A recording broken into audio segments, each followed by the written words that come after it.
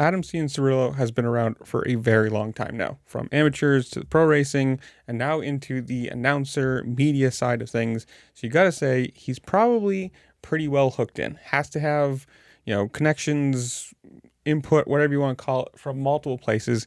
And on his AC and JB show, saying that he is already hearing that Eli Tomac is already signed to an orange bike.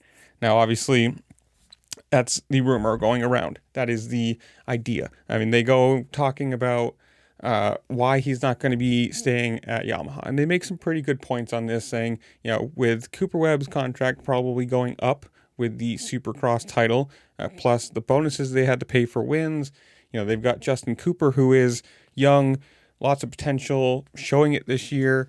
And then with Hayden Deegan, probably 2 years now, going to be up into the 450s and probably going to be the guy for the next decade.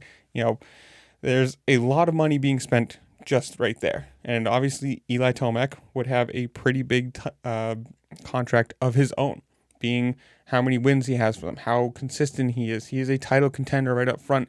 Bonuses he's getting, it just becomes a bank account thing. How many millions of dollars do you want to be forking out every year? And if you're setting up 450 guys with huge contracts and bonuses and everything else, it's going to be a big chunk out of it. So, I mean, if the rumor is true, if Cianciarulo, whoever, wherever, whatever you want to say, heard it, that he is already signed to KTM, it's probably pretty close to accurate, I'm going to assume.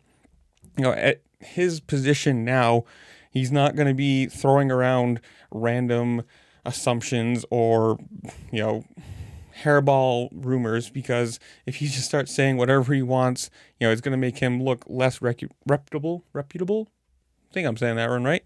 Reputable as an announcer, as a media guy. If he just starts saying whatever he wants, it's going to reflect badly on him if 90% of it's wrong. It's at a certain point you have to limit what you say to things you've heard from trusted sources or, many sources at this point. And I think it makes sense. I mean, they go into talking to, obviously there was the rumor of him going to Ducati or even Triumph. But it's like JB was talking about, he's very hard on the bikes, and if you're Ducati, you're coming in the first year, you want somebody on that bike who's going to be competitive. You want to be up on podiums and, racing for wins. You don't want to be, let's be honest here, you don't want to be beta racing, for 15th. Not hating on the riders or beta in general, just, general viewing. If you're a big team coming in with a lot of money, you want that bike to be up front.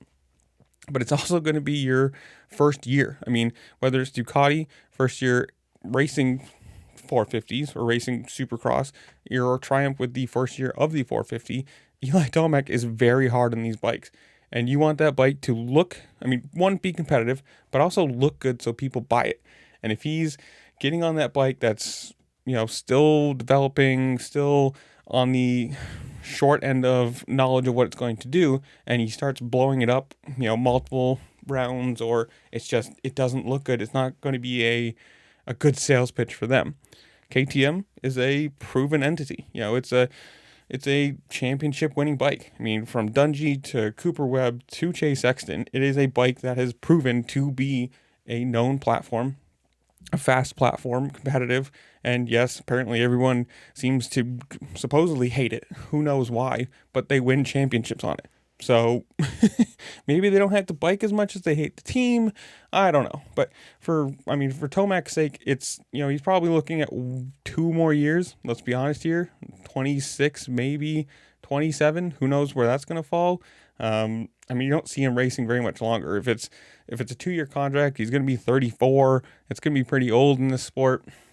And you're going to be racing, Jet Lawrence, and then Deegan's going to be coming up, and you're just going to be on the grandfather side of things.